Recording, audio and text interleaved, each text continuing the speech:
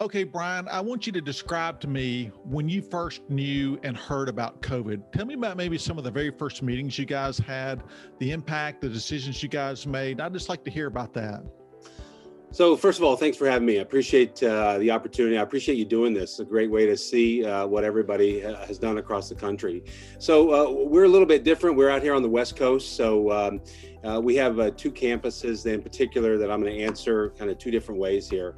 One is our big academic campus. We had 890 beds. I'll answer that one here secondly. The first one was our interesting kind of phenomena. We have a campus really close to LAX, only 60 beds.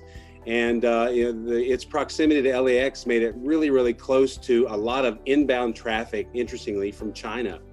And so one of the first patients in the United States that came onto our soil was from the Wuhan province of China, came to little Cedars-Sinai Marina del Rey Hospital.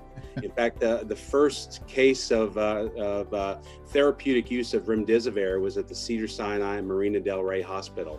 So we really talked a lot about it and how it is we're going to take care of this patient at a place that was largely a surgical boutique hospital, did a lot of spine, a lot of ortho, a lot of general surgery.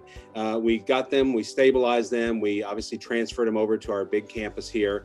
And when we got them here, we did probably what a lot of your other hospitals did across the system here.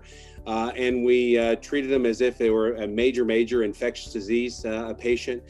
We had the big spacesuits on. We treated them as if you would any sort of infectious disease patient. We had all of our caregivers in PPE. We made sure that we had appropriate levels of PPE.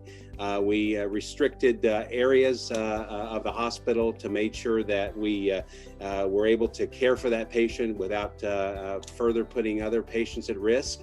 And then we did as best we can to limit in and out of that patient. So as we thought at the time, we were wondering how big an issue this was going to be. And then it became something that we obviously worked closely with our health department. And as that patient progressed, we transferred them out to a county health department facility. And that was patient number one for us. And we little did we know that that was patient one of what has now been well over 1,000 that we've taken care of.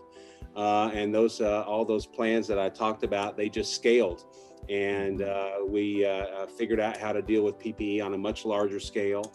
How it is that we deal with our own employees, with visitors, with being able to make sure we had the number of beds and the number of ventilators, all the kind of things that I know that all of your hospital partners across the country dealt with. And we dealt with them both at a small hospital and a big hospital alike.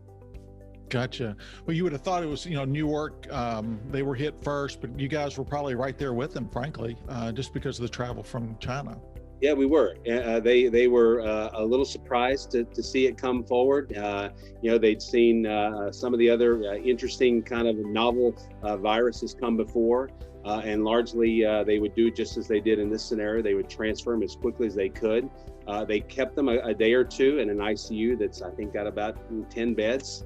But they did a great job, and they, in their own right, to this day, have cared for about 400 of their own patients who were presented to their tiny little 14-bed emergency department.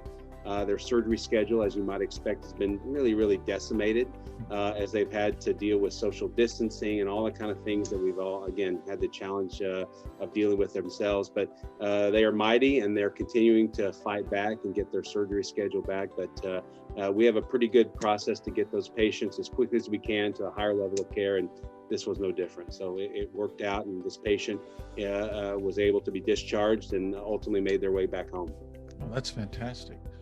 All right, Bryan, I'm going to ask you a couple quick, fun questions here just to maybe get to know you a little bit better. Tell me about your favorite band or artist.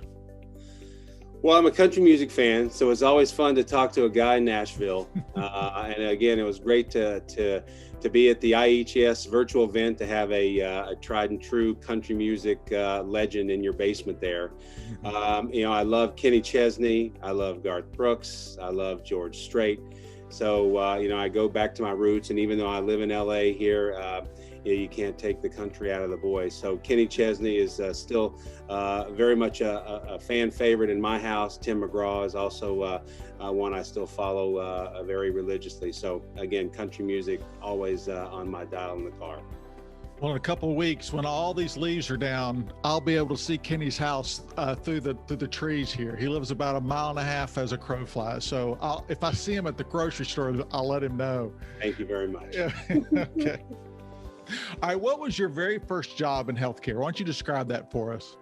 Well, I was getting a degree in management at Texas Tech, and didn't know what I was going to do with that. My mom was working at a hospital at the University Medical Center in Lubbock, and she said, you got to get a job. And I was working at the mall at the athletic supply, and I said, gosh, I don't know that I want to work in retail sales my whole life. A management track working at the mall, 3 to 9 is not my ideal. She said, why don't you come look at a job at a hospital? I said, well, sure, that sounds great. So I did, and so my first entree into healthcare was working as a transportation aide. So I was a guy who used to push a wheelchair around or a gurney around, and taking patients from here to there.